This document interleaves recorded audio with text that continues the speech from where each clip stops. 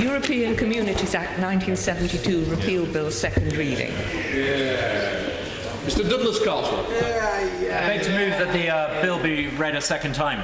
Mr. Deputy Speaker, I bring forward a bill to repeal the European Communities Act. I do so not merely supported by many outside the House, I do so as explicitly directed by more than 5,000 readers of the Guido Fawkes blog site. This is, Mr. Deputy Speaker, the first ever crowd-sourced private members' bill. MPs are sometimes accused of not sharing the concerns of ordinary voters, of not sharing the priorities of those outside the Westminster village. This bill was voted on by those outside Westminster. Withdrawing from the European Union can no longer be dismissed as unthinkable. It's no longer a marginal view confined to mavericks. It is a legitimate point that is starting to go mainstream.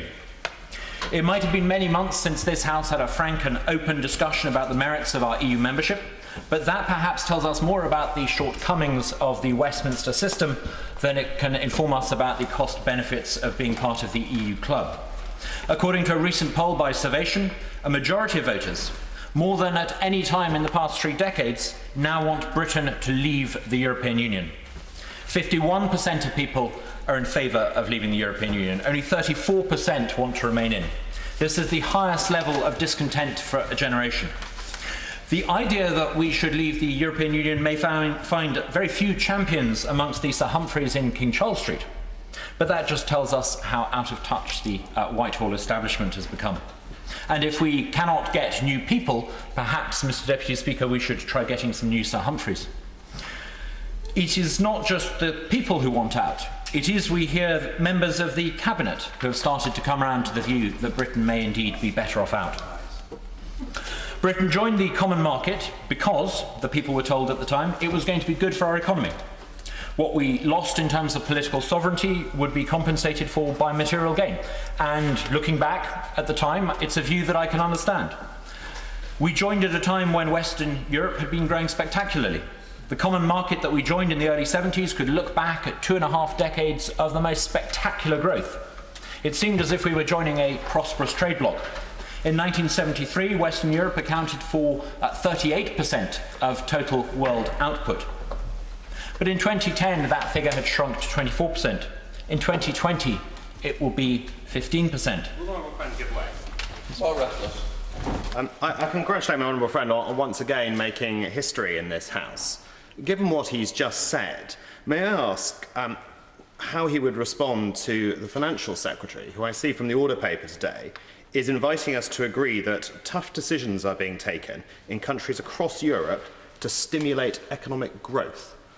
I thank my honourable friend for his intervention. I'd be more than a little bit sceptical of such claims. I mean, I'm no Keynesian, but the idea that somehow what's happening in Europe is producing prosperity and growth, and that the measures being taken across Europe, particularly in southern Europe, are producing prosperity seems absurd to me.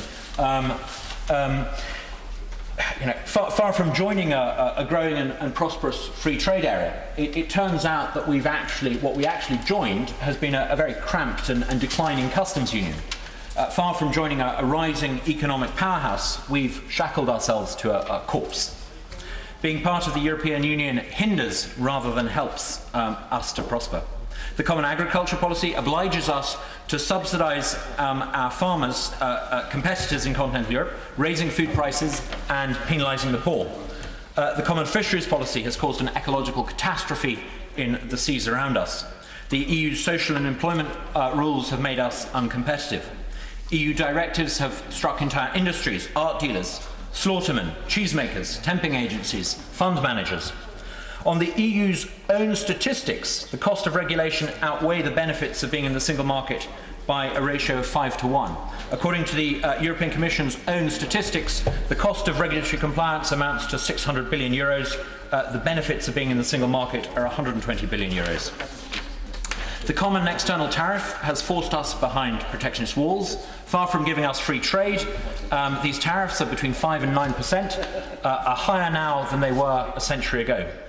At a time when the non-Western world is enjoying an extraordinary boom, an extraordinary surge of prosperity and growth, we're forced to watch.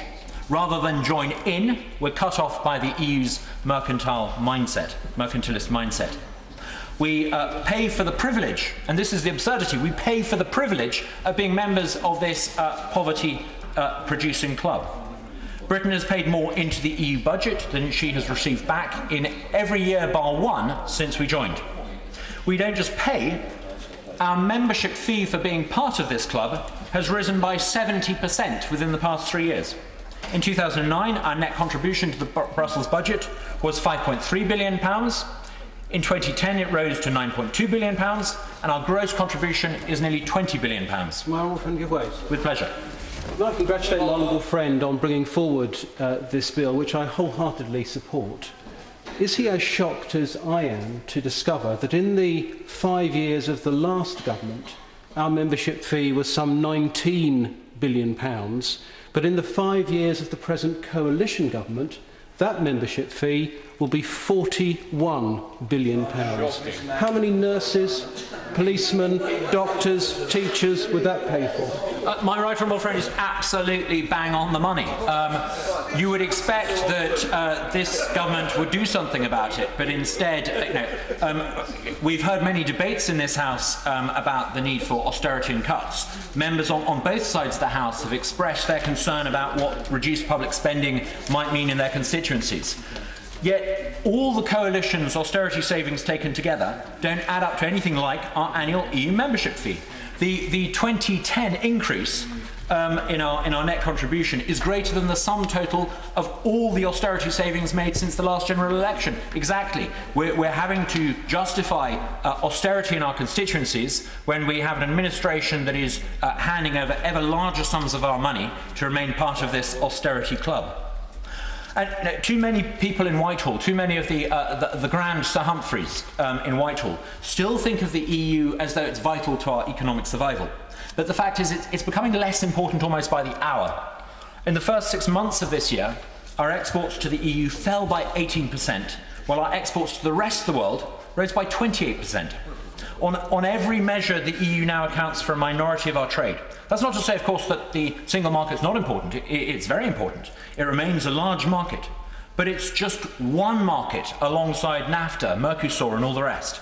No one's suggesting that we have to give up our sovereignty. No one's suggesting we have to give up our sovereignty in order to sell to them. We joined the EEC as it then was because we wanted to be part of a growing trade bloc. In the event, the growth has taken place elsewhere. As David Cameron said in Birmingham, European Council meetings are dominated by discussions about propping up Greece. On the other side of the world, China is moving ahead so fast, it's creating a new economy the size of Greece's every 3 months. While the Eurozone stagnates, while it lurches from one round of bailout and borrow blunders, usually supported by our Treasury, to the next, the IMF expects the Commonwealth to grow by 7% every year for the next 5 years. This year, the Commonwealth's output, the Commonwealth's GDP, overtook that of the EU for the first time. In just 2 years, exports to Brazil have increased by 25%, to China by 40%, to Russia by 80%. It's not me saying that, it's David Cameron saying that. It's to this government's great credit that it recognises the need for us to realign ourselves economically. The government, I think, has been successful in trying to refocus our efforts on trading with the wider world, on opening us up to the wider world. But I would argue that being part of the European Union is holding us back. It's stopping us from opening up the trade arrangements that we desperately need to be part of that network of global prosperity. The Minister, I know, is an honourable man, a very clever and intelligent man, and in many ways a great man. Feel free to intervene. He can see beyond the Foreign Office brief on many things. He knows these arguments that I'm making. I hope that in his response he's going to share with the House his view on the extent to which we can realign ourselves economically if we remain part of the European Union. Can we? I don't believe we can. Could we have perhaps a Swiss-type relationship where we had access to Europe's markets, but we could at the same time negotiate entirely independent bilateral agreements with non-EU members on our own? Of course, the Whitehall elite, the Sir Humphreys and the Sir Jeremys, will say that we need to be part of the single market. But do we? Must we be part of the single market in order to trade with the EU? China seems to gain market access, and last time I checked, they're not part of the single market. Of course, a firm that seeks to trade with the EU, China, Japan, Australia, America, they have to conform to EU standards in order to sell their products there. But do they have to comply 100% with all EU regulations under the auspices of the single market? No, and their economies are in much better shape because of it. Of all the economic activity that takes place in this country this year, about 80% will entirely revolve around internal trade. About 20% will be dependent upon external trade. Of that 20% that is external, less than half, in other words, between 8 and 9% of total output is going to be dependent upon trade with the EU. How can it possibly be right that all economic activity that takes place in this country has to be 100% compliant with single market rules, when only 8 or 9% of economic activity is geared towards trade with the EU? Well, Referring Giveaway, most grateful for giving way, and I'm enjoying his very impressive speech enormously. Isn't our trade relationship with the EU even more absurd in that on a regular basis and on a worsening basis, we actually have a trade deficit with the European Union? In other words, the EU is doing better out of our EU membership than we are. My honourable friend is absolutely right. We have a massive trade deficit with Euroland, and to partly compensate for that, we have to run a trade surplus with the rest of the world. But interestingly, when we first joined the Europe Club, we had a much more balanced trade with Europe. I think that if we were to withdraw from the European Union, I can't see that Siemens or some of the greater wealth creators in continental Europe will be any less likely to want to trade with us.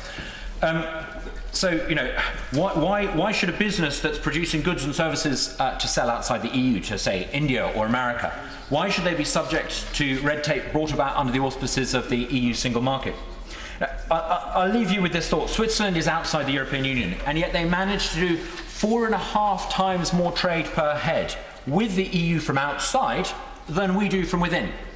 My question to the Minister is, if Switzerland, with a population of 7 or 8 million, can obtain more favourable terms with the EU than we have, could we not, with a population of in excess of 60 million, obtain even better terms than Switzerland has? Being in the European Union has done dreadful harm to our economy. It has put us in the global slow lane, but it's hampered our democracy too. Public policy decisions are no longer made by those of us vulnerable to the wishes of the electorate, no longer by those who have to stand in marginal seats with the risk of being thrown out of office, but by remote, unaccountable officials in Whitehall. Of course, the Oxbridge-educated Sir Humphreys in Whitehall like being part of the EU. It allows the Oxbridge-educated Sir Humphreys to carry on making public policy. They don't have to answer to the hoi polloi outside. But it's corroded our democracy. From agricultural policy to banking policy, from environmental rules to rules on bin collection. Decisions that ought to be made by those vulnerable to the democratic process are made by technocrats. And technocracy is no more effective, in fact it's a good deal less effective at making good public policy than democracy. What is the point of voting if those you elect have no power? I can't help but noticing that voter turnout has fallen every decade that we've been a member of the Euro Club.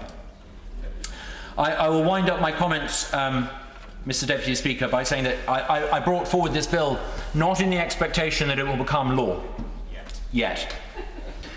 Instead, my aim is that we begin to give serious thought to the mechanics of withdrawal. Leaving the European Union, Mr. Deputy Speaker, is going to be simple, but it will not be easy. It will be simple because a simple act of this Parliament can get us out. But what then?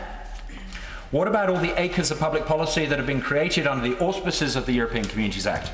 How might we retain perfectly sensible, for example, environmental protection rules, yet change some of the secondary laws that need repealing? What process are we going to engage with and use to sort out the difference between public policy that we wish to retain and that we need to get rid of? Do we need a different mechanism to deal with directives versus mechanisms to repeal, for example, regulation? How do we, and I say this as a staunch parliamentarian who's suspicious of all who sit on every front bench, how do we balance the needs of the legislature oversee this process against the need of an executive to then take action?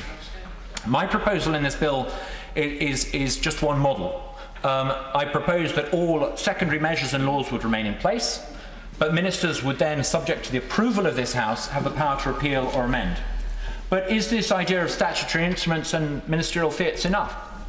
Might it not be an idea also to give select committees specific powers to try to overturn regulations introduced under the auspices of the 1972 Act? I hope that by putting this bill before the House, I initiate some serious thought about the mechanics of withdrawal. It can be done, but those of us who want out need to give it some serious thought.